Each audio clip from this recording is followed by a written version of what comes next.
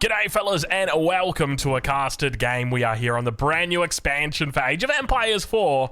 This is the Sultan's Ascend. Today we've got a fun matchup for you. One of the new flagship civilizations up against one of the new variant civilizations. Two of my favorite civilizations actually. So I'm excited. I'm casting this not because I think the video will do well, but because I'm hoping I'm going to learn something here. So let's get into it and talk about what we've got. Sporting on in the east of the map in the color purple, as obligated legally, it's Crackety here on the Byzantines. And in the west of the map, on the color red, playing as Zhuxi's Legacy, the variant civilization for the Chinese, it's Liquid Demu.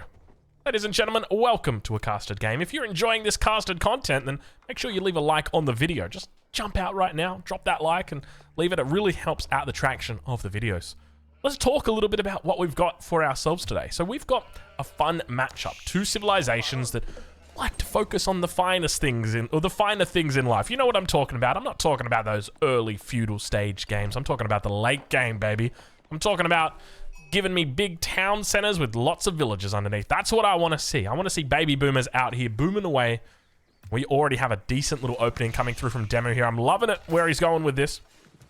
This seems to be about the standard build. I note that he's only got the 2 villages on gold. I think I macroed for 3 villages on gold. So I'm curious to see how his timings look for this. And what kind of opening he goes for. Because realistically, the world is his oyster as Zhuxi's Legacy. And that's one of the things I like playing about it. This must feel what... I never really played the Holy Roman Empire that much. But it must feel like what it felt like to play the Holy Roman Empire at its peak. Where you could just do anything that you wanted and nobody could stop you. And it feels that same way with Zhuxi's Legacy and going Castle Age. It's just like, I can go Castle Age, you can't kill me, you can't stop me, I will do it. And you can see here with Demu picking up plenty of sheep as well. He's up to 6 sheep. I'm assuming he's got the 3 that he started with there. Maybe if he's lucky. So he goes to 3, 9 sheep. So he's doing pretty well already at the 2-minute mark. There's another one for you at the back of the base if he spots it. Didn't spot it. All right, onward he moves on his trusty steed. But this is feeling really good already. I know exactly what he's feeling. So I'm curious, is he going to go for the Castle Age? Does he look to play it in feudal? I feel like Demu as a player, look, I don't know much about him. You know what? I'm going to take that back. I know a lot about Demu. He's a bit more of a conservative player. I wouldn't be surprised if we see a 2T... Get out. Oh, gosh. Look at the size of that thing. Okay. 30, 60 stone, 30 gold, 48 food, and... 18 wood. That's not too bad. What is it? 60, 90, 130, 150? Yeah, 150. That's pretty good. That's pretty good. 4 villages worth. Yeah, it's not too bad. But, you know, he's a conservative player. So I would be surprised if he went fast castle. I think he'd be more oriented towards going for a 2TC build. So I'm going to be paying attention. I'm going to be seeing what he's looking for. It looks like they've managed to snag away 1 sheep apiece. Nothing feels better than doing that. On the other side of the map, though, Crackety is going to be going for that Imperial Hippodrome. No real surprise there, opening up with the Mido build. 2 of the 3 cisterns have been thrown down already. He's got that 3rd one that'll be coming up online soon. We can see him sitting with 112 stone in the bank, but expect it to come online sooner rather than later. Crackety, how many sheep have you got? It really doesn't look like a lot for Crackety. I can see 1, 2, 3, 4 carcasses and the one chasing the scout. Things not looking pretty for him. Demu, once again, feeling very good about his situation. And now with Demu, we're right on board as he puts down the lumber camp.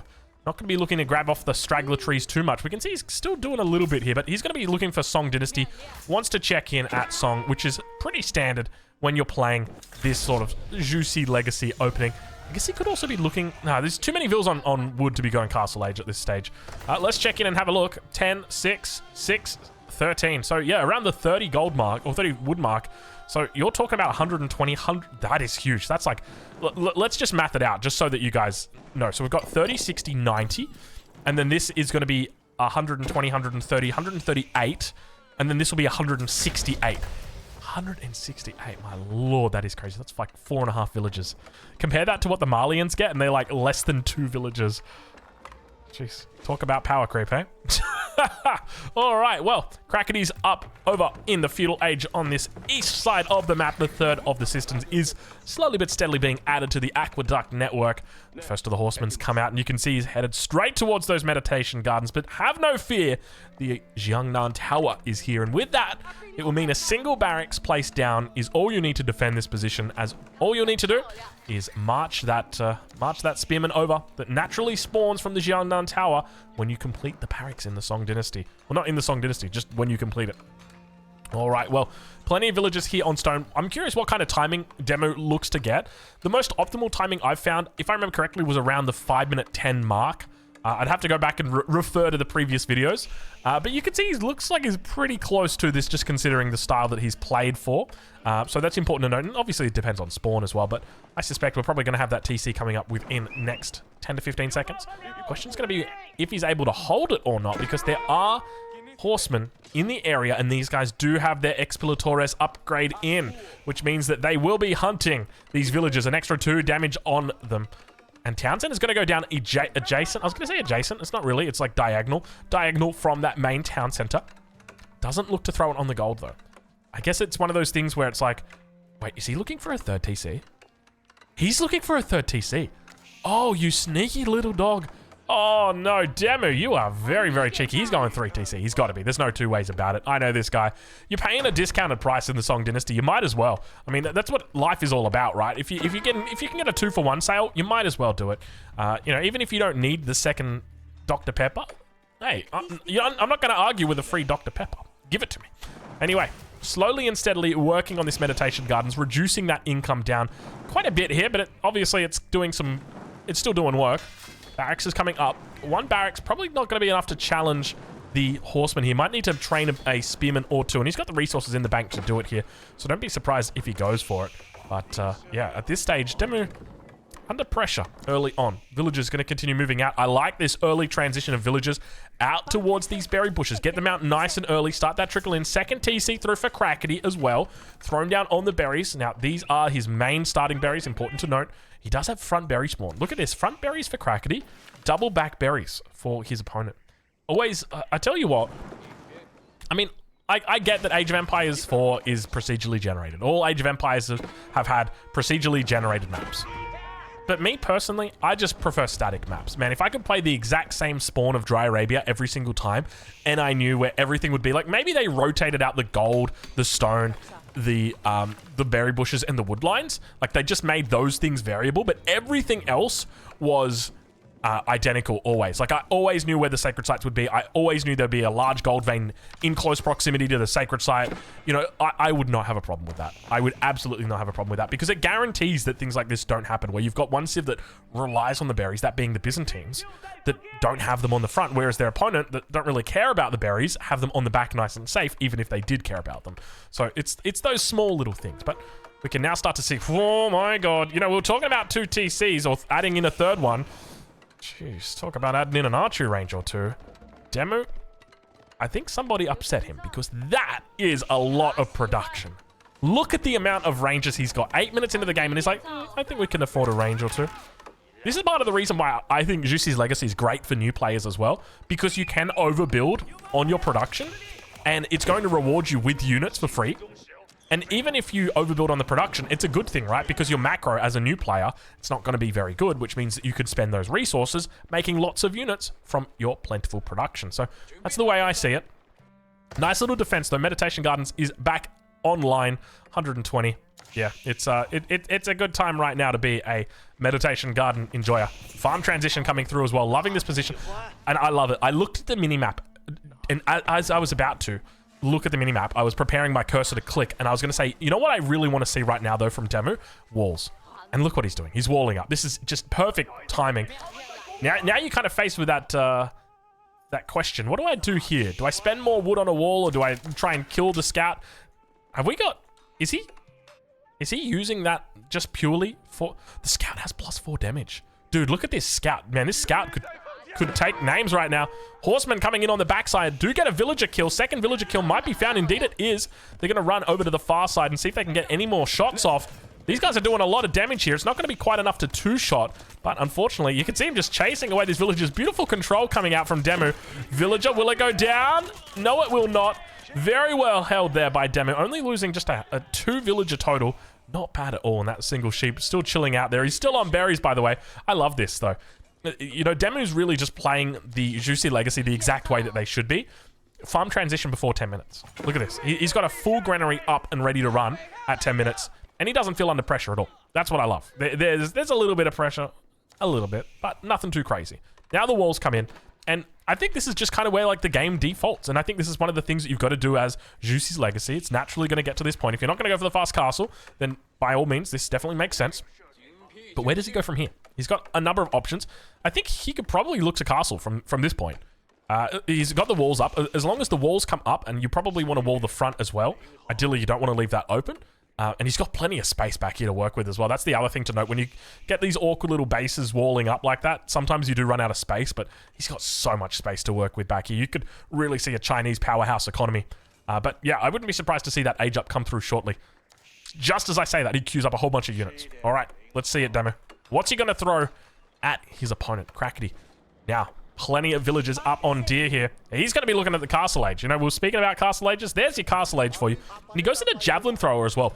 A really nice unit in this matchup in particular because the Zhukunu does low damage, but it does a lot of attacks. And the javelin thrower's got 3 armor. So with +1, it goes up to 4 armor. And the Zhukunu does 4 damage with +1 going up to 5. So your breakpoint is always 1. So these javelin throwers absolutely just eviscerate through those Zhukunu as long as they don't have their +1. That's going to be the key factor here. If there's any mismatch in upgrades, then it could be a different outcome. But walls starting to be added on the south side of the base. He's had to take a forward position out here, a little bit riskier, obviously, than his opponent. Outpost comes up. Has he looked to pick up border settlements just yet? Let's take a look and see. Border settlements has been picked up. So he's gone for the outpost here instead. I feel like he probably... Double sheep, just chilling out. Okay, sure. 11 minutes into the game. Don't mind if I do. Fair enough. And did we... It's still chilling out here. There's the third TC. Okay, as we suspected. He was looking for the third TC, but it was a bit of a delay on that third TC. And I do like that. I respect that. You just... You know, if there was a third TC, maybe Crackety said to himself, I reckon I can take you down in feudal. But to be honest, he probably wouldn't have been able to. Nice little wall at the front here. Exactly what you want to do. Don't ever play with fire. Just wall it off. Play it safe. Get your gate up. You're absolutely fine. And look at the dynamic here on this wall. Absolutely loving it. Straight to the stone outcropping. Beautifully played. All right. Well, we've got the blacksmith down. Expect to see a lot of upgrades going to be supervised out here. He is up to, I would assume, 1, 2, 3, 4 Imperial officials. And we'll be looking... Does he go for the Montlu Academy here? He probably could with the size of his economy. Shaolin monks obviously make sense as well, but do you really want to risk... I mean, you probably could go into Shaolin monks here. It's still 5 relics on the map. You're up against a civilization that doesn't really prioritize relics that much. I mean, with the exception of, say, the Grand Winery. But your opponent hasn't gone for the Grand Winery here, so it's not going to be something that's all that important to them. Just as I say that, the monastery, which, by the way, is just a good-looking building, isn't it? Like, if there's one thing we can take away from the Byzantines, golly gosh, do their buildings look good. They look so damn good. You know, just as I was saying that, I said to myself, they kind of remind me of Spanish-style buildings. The color of the roofs are different, but the same sort of, I guess, the tile work. And then I was thinking to myself, you know, I wouldn't mind if they added the Spanish. So here's my question to you. Now that they've added in the Byzantines, the Japanese, and we've got variant civilizations, we know what's going to happen on the next expansion. Because I would expect we're probably going to get another expansion. I don't want to put the cart before the horse by any means. But, you know, it's always fun to talk about. So I would say naturally, you're going to see the 4 other civilizations get their variant civs, right? So you're going to see an English variant, which is going to be immense fun. You're going to see a variant civilization for the Delhi Sultanate. You're going to see a variant civilization for the Rus. And you'll see a variant civilization for the Mongols. There'll probably be 2 new civilizations added along with them, though, for a total of 6. Which 2 civilizations would you want? Where would you want them from? For me, I was thinking of Spain. Just then, Spain and Portugal. I think it's such a perfect pairing as well, right next to each other. Just makes a lot of sense. But there's other really cool parts that you could go for as well. Like, we could keep it in that Mediterranean theme. You could go for something like Italy. That would be wonderful to see. You could imagine, oh my God, could you imagine if they introduced Venice? Oh my God, please give me Venice. They can't make town centers, but they get all these stupid freaking upgrades.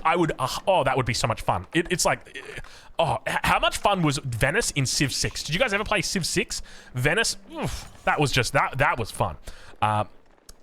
Where else could you go? Could you go North America? Go for a Native American tribe? Maybe go for some Meso, potentially? That could definitely work. I'm just going to shout out my wife right now, who has just brought me in a tea. Thank you very much, my lovely wife. Isn't she an absolute doll? That's a word we use in Australia as a word of, like, she's a doll. Yeah, anyway. Model Academy it is going to be. Anyway, let's get back to the game. Whew. Look at the size of that army. Spears and Zhuge all day, baby. But now the Palace Guard's going to come in. I like that he waits till Castle Age to click the Palace Guards. It's like, Demo, you know you can build those Palace Guards in the Feudal Age with this civilization. It's one of those things that it just never really comes up. It's like, I don't need the Palace Guard. That's the whole thing, right? Like, I'm happy with Zhuge. I'm happy with the Spears. But the number here is just overwhelming of Zhuge. They are just insane, the amount that he's got right here.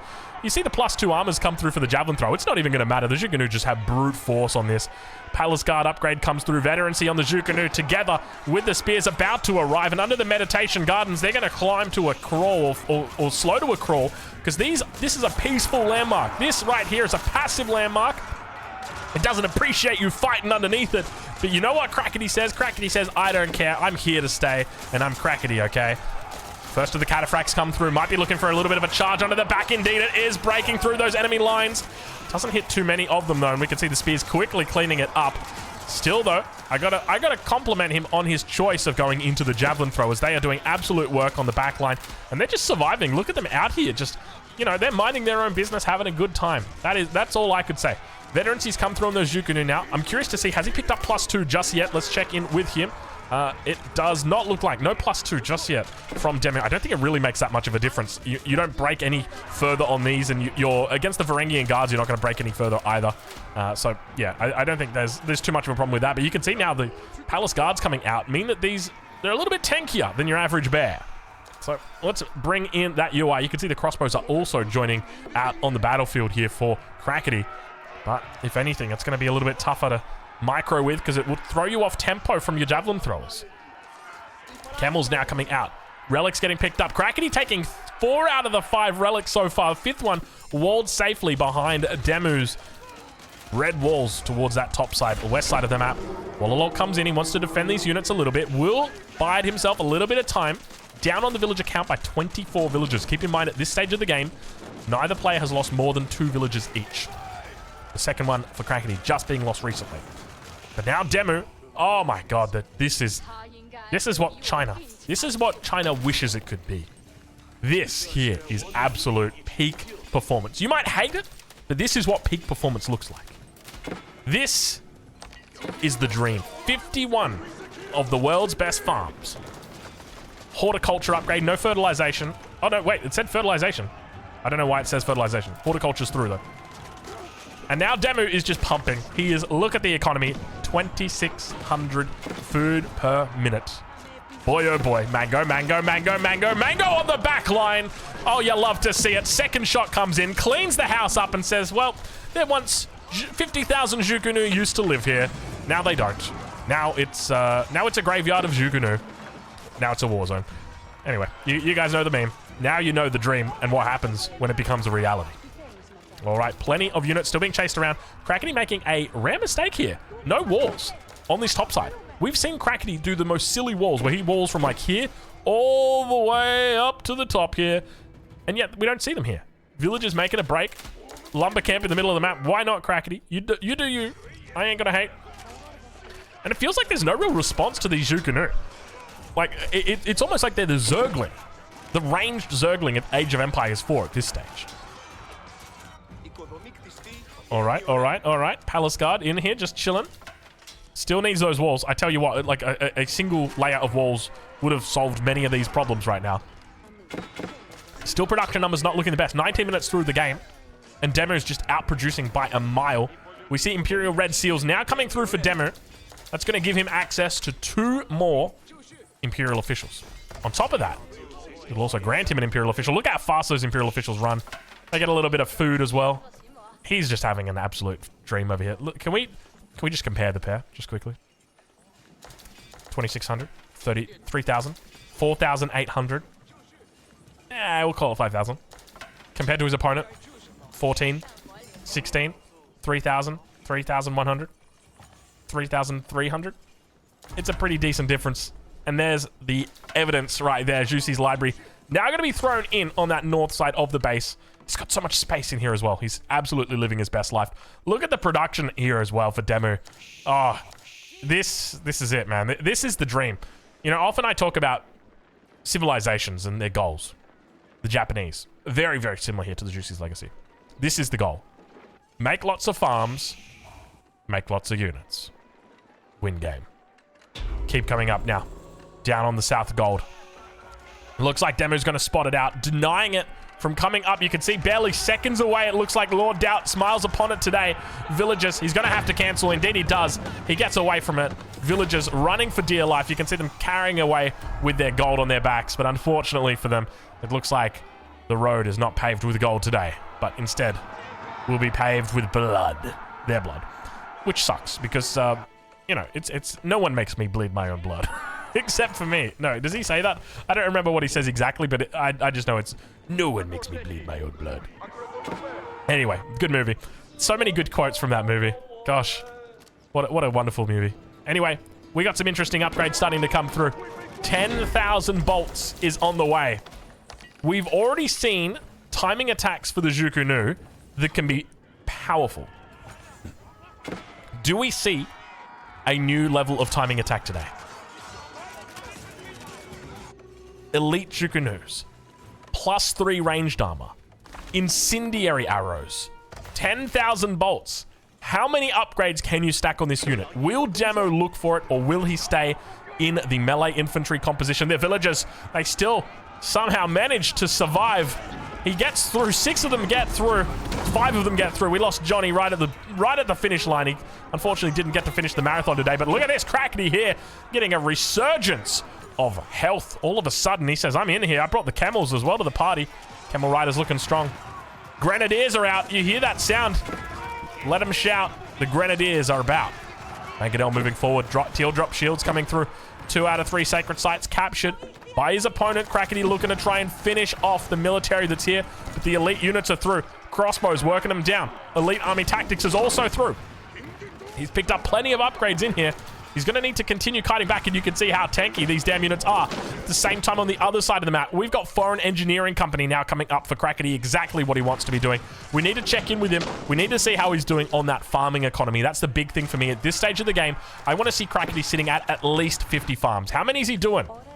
36. He's getting there. He's getting there. It's not terrible. He's at 95 villages, so to be honest, there's a little bit left to be desired in that regard. But it's only 22 minutes into the game. I take it all back. He's doing absolutely fine. He's on par here, which is exactly where he wants to be. Nice little micro. Takes out the 2 that were low health. And you can see how much he's struggling here against the Palace Guards. Grenadiers getting some shots off on the back as well. And now we head back to the drawing board as the Palace Guard numbers are getting ludicrous. He goes for 10,000 bolts, but then doesn't make a Zhuku-Nu and doesn't make a crossbow. Actually, I take it back. Makes another Zhuku-Nu. Only gets the veterancy. Spearman coming through as well. Manganella in placement. Hello, how you doing? Been a while since we've seen one of you. Unfortunately, we don't get to see you for too long. It's always nice, you know, short and quick. Thanks, Manganella in placement. Thanks for coming. Crossbows do eventually get cleaned up, and Crackety heads back to the drawing board as to what he should do and where he should go. Imperial Age is through. Now we start to see the ferocious speed upgrade through for the Byzantines. This is going to increase the Varangian Guard movement speed by 30% when they activate their Berserking ability. The Berserking ability, of course, if you're unfamiliar with it, allows the Varangian Guard to put down its shield and pick up the axe. That basically just means that their armor gets reduced and they get more attack. That's essentially what happens. But let's check in on the north side. Kraken is doing a decent job of controlling it down here. Let's right on board with him. We can see decent line of sight coverage up towards his top side. He's got the houses up here to provide a little line of sight. And how cool are those houses? I would be happy with one of those. You know, a house like this in Melbourne probably going to cost you like 2 mil. This is a nice sized house. I'll say that much. Even if you can't fit through the doors, it doesn't matter. I'm happy to crawl. It's still going to go for 2 mil. It's a difficult property market in Melbourne. We'll say that much. But at the moment, more upgrades going to continue coming through. We've got Dynastic Protectors on the way, which will give him access to the Imperial Guard, the unique unit available to Jussi's Legacy. A unit that costs quite a lot of resources, but now looks like we've got hand cannoneers joining in with the javelin throwers on the back line. Crossbowmen together. Mangonel looking to join the fray as well. He's got plenty of units out here. The javelin's doing a wonderful job of picking off the grenadiers. Look at that. Grenadiers over the top, and the Mangonel, where did it go? Oh, the Palace Guards destroyed it. Temple of the Sun going to be coming in on the other side of the map. Where is she? Where is she? I don't see her. Never mind. We'll focus on the fight. Focus on the fight, Drongo. It's down here. No, is that a 4th town center? Oh, it's a 4th town center. He went for a 4th TC. I don't even know where that other landmark is. He's gone to Ming Dynasty. Oh, there it is. It's in the wood line. No wonder. I had trouble seeing it. He's reached Ming Dynasty. What does Ming Dynasty do, you might be wondering? Well, Ming Dynasty increases the damage of unique units. So if you're a unique unit, congratulations. If you're from the Jussi Legacy, you're going to get more damage. That means the Grenadier, more damage. That means the Imperial Guard, oh my god, Imperial Guard. That means you get 15% damage. Palace Guard, 15% damage. Veteran Juggernaut, 15% damage. Everybody gets 15% damage, except for the Horsemen. You guys don't get 15% damage. Keep goes down. No siege. Just Grenadiers. Okay, I'll take it. I think I need a little bit of a drink right now. I'm getting a little bit dry. I actually said to my wife, I said, hey, would you mind making me a tea? I don't want to have a Red Bull. I mean, I do want to have a Red Bull, but I just know I shouldn't have a Red Bull because if I do, it's just going to hurt my throat even more. Give me a second here. Oh, yeah. Oh, yeah, that's the stuff. Nothing like a tea. Now, we still got a relic out of the water. There's a single monk just carrying a relic, just chilling out. No Tithe Barns through just yet either. The Grenadiers. Oh, my God, the Grenadiers. Varangian Guards come through. Okay, well, don't build Varangian Guards, guys. Jesus, did you guys see that? That was a sad state of affairs if you're a Varangian Guard enjoyer. I mean, you're probably not an enjoyer. You're probably a Varangian Guard sadist if you're into watching that kind of thing. We got the Imperial Guard coming out, ladies and gentlemen. It's a great time to be an Imperial Guard because, well, they're booming. Their stocks are booming right now. They've got their biology upgrade. He's switched over the Temple of the Sun to increase that cavalry damage. It's an extra 20% damage here. And now you've got the best cavalry unit in the game up against the Byzantines. The Byzantines, while they do have access to the Cataphract, the Imperial Guard is objectively just a... Not objectively, subjectively just a better unit. It's a better all-round unit. Like, the Cataphract is good once, and then that's it. You know, once its buff from the Hippodrome is worn off, it's kind of useless. Not kind of, is useless compared to the Imperial Guard. The Imperial Guard is just that good. I feel like this unit's probably going to get nerfed. It is so damn good. It has no right being this good. Grenadiers. Backline. Trying to find a way. Villagers evacuating. Big grenades come through. He says, get out of here. Go on, get. Scram. Interestingly, we saw... Oh, Yuan Raider. Oh, Yuan Raider. You want a Yuan Raider? I want a Yuan Raider. Look how fast these guys are. These are the fastest cavalry units in the game. Asterix. Without upgrades. They run at 2 movement speed. I think the movement speed cap is 2.3. You can do it with the Mongols. You get Yam Network, Mongol Khan, and pop the movement speed boost, and probably a couple of other things as well, and you can hit it pretty easily. And then like you combine it with a charge, get your horsemen in there as well. Look at this, Lament 9 numbers looking good. He's got the elite upgrade. Doesn't look like he's got the I was going to say the Royal Bloodline upgrade just yet. It doesn't look like he's picked up the elite army tactics upgrade just yet. We don't see any of that siege coming out yet either from the foreign engineering company. Conversion. Oh, it was planned. He planned it all along. He said, I know what you're doing. I know what you're up to. Come on. Come here.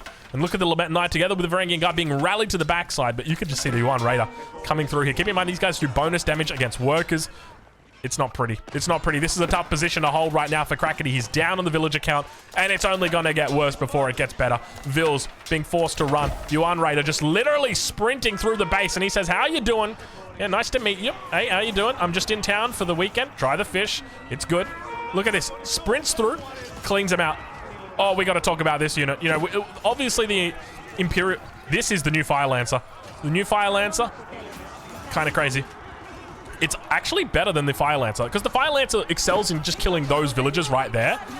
But the Yuan Raider is one of those things where it's like, look how many units are here. 36, 6, 42. 42 units to deal with that raid. And now on the front, oh lord. Oh lord, he coming. And he's stabbing. And he's not stabbing, he's kind of poking with that. Like, it's more of a thrust of the sword as well. We got to talk about this Yuan Raider, that is for sure. Big damage coming in. Complete cleanup right there. 240 health. Got that extra little bit of damage coming through from the Ming Dynasty together with the Divine Charge. Keep that in mind. He's comboing this out here. Sacred Sites. Looking to neutralize that Sacred Victory. He's got 6 minutes left on it. More Yuan Raiders. He's only making Yuan Raiders at this point. Couple of Horsemen in Cubit. Just remember, that's going to be from his Yangnang Tower. It's not going to be from anything else. Just because he's making plenty of stables. Now looking to overwhelm the opponent. Lamentinai numbers building here. How's he going to stack up against this? I feel like the Lamentinai are going to do very well here, just because of the low health of the Yuan Raider. Only 240 health. Yeah, Lamentinai cleaning up. Cleaning up right here. That's what you want to see. Come on, Crackety. Put it into 5th gear. Numbers not looking the best for Crackety. Sitting on about 2k resources. Compared to his opponent, building on that 10,000 resources. And now the Grenadier is just going to run into the middle of the base. He's looking for farms at this point. He's like, I know you're hurting for wood, my friend. I'm hurting for wood too. Bad news. You're going downtown, baby. The Grenadiers are broken through, and they're coming for your olive oil. Where's the oil, Crackety? There it is. Give it to me, baby. Hit me, baby, one more time. Unfortunately, oh god, you know what? It does the AoE damage when it hits the units. It hits the olive groves. The Grenadiers are broken through, and now who's got the fire? Now who's burning? Oh god, the numbers here starting to really get a little bit concerning. Look at the response that Crackety's got to issue for these Grenadiers. He's just coming through, and it's literally that case of fuck your couch. I don't care. F your couch. That's what he's doing here. Grenadiers just being annoying. Villagers. Villagers. No, don't stack up. Villagers. Don't stack up. Villagers. Oh, it's damage. 4 of them going down. He's playing games at this point. There's no two ways about it. Yuan Raiders. Where you guys at? Oh, we got Imperial Guard starting to build up back here, and Demer's just having a field day. He's loving life. You can tell it. He's got his legs up on the desk. You know, his little blokes in there saying, Daddy, let me play. He's saying, all right, you can have a go. We'll let you have a go. Crackety's not doing too much here anyway. So, yeah, I reckon it's a safe. This is where I'd let my little guy have a go as well.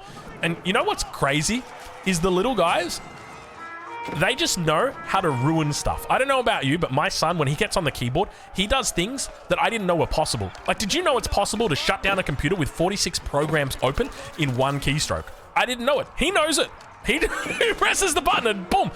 Now, granted, it's the power button, but still, it's impressive. Like, unironically though, or in all seriousness, he presses the keys in a way that really make me go, I shouldn't have this keyboard connected to the PC, because it's going to cause something to blow up.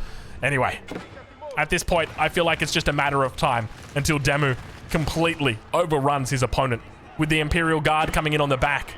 It's only a matter of time until they regroup with the main force. You can see them up towards the north. No, never mind, that ain't the main force. That's the villagers. Look at this. So we got a classic puppy paw case here where you go to 120 of...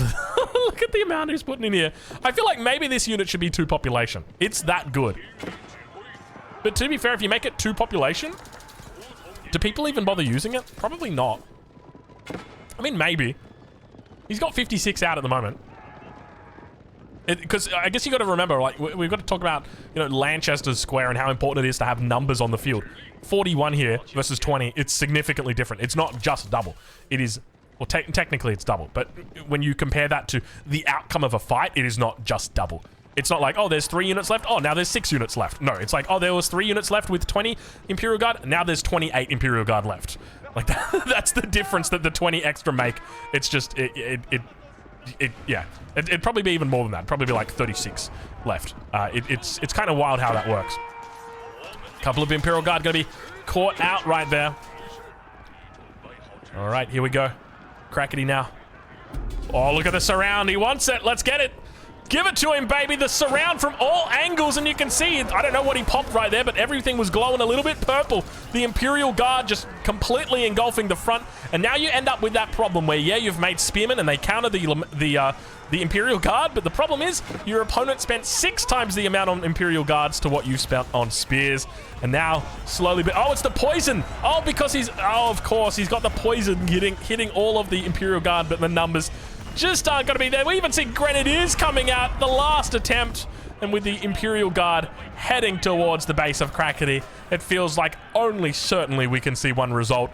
Either a tree falls down on the power line of Demu here, or Crackety taps out. It's a nice attempt from Crackety, but unfortunately at the end of the day, Demu will be able to overpower him, and it goes to show how good this unit is.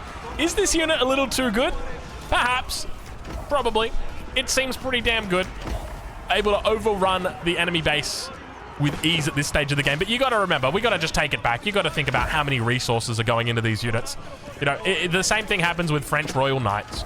The same thing happens with any kind of heavy cavalry unit up against spears in the late game. And this is why it becomes really important to avoid fighting your enemy 200 versus 200. You always want to be trading out with them when you're playing the spears, because you don't want to avoid, or you want to avoid this happening, where they get to max population and they've only made knights, because nobody wins here except for them. It's a tough spot. Aqueducts going down everywhere. Farms being sieged down. You'd think he was playing the Mongols the way he's going through this olive oil. But no, sorry, Bob. It is a juicy game. Today, he was looking for fruit, but he came and got olives instead. All sacred sites taken.